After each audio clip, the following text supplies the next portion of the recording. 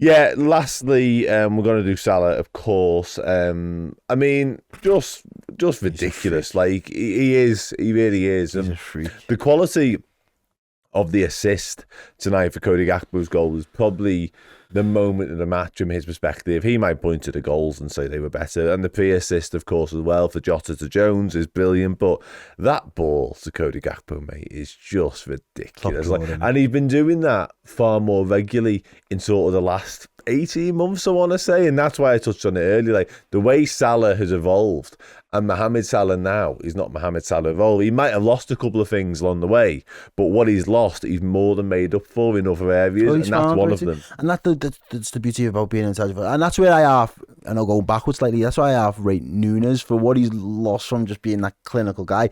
His all-round game this season has vastly improved from last season, so there is learning there. But again, when you talk about Salah, we were so used to his electric pace, it was frightening. You didn't want to be 1v1 with him in a foot race because you knew it was a losing game, or like he was always going to lose.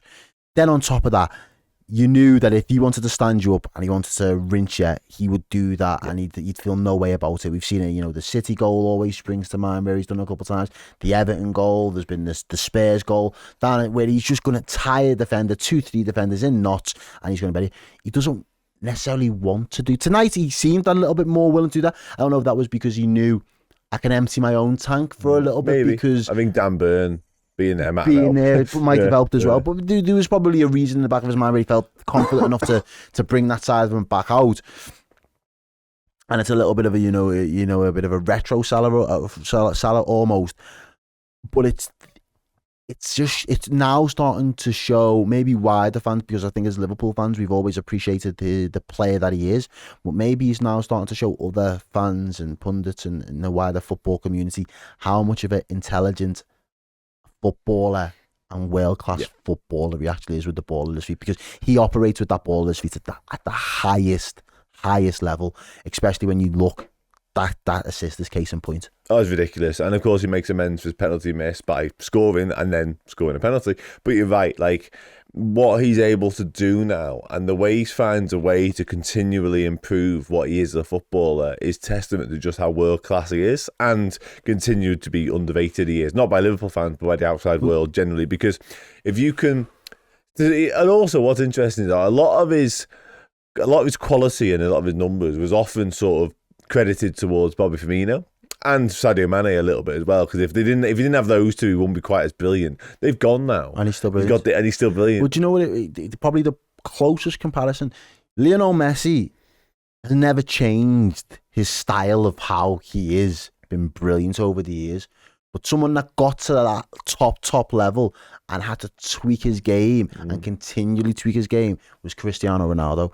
Cristiano Ronaldo, first time round at Man U, the explosive, exciting winger, ripping people for fun, step overs, all of that, was not the same Cristiano Ronaldo that returned, but both were brilliant players for very different reasons. Mohammed Salah has had that evolution, probably to a lesser degree, obviously, but he's had that evolution whilst playing in the same shirt over the course of 5-6 years now because of the way that he's done it. He started off pacey, quick, beat a man, drop a shoulder, turn someone into knot, and all of a sudden now he's playing like either a golfer or a snooker player. It's weird, and like he's just going to his locker for different tools.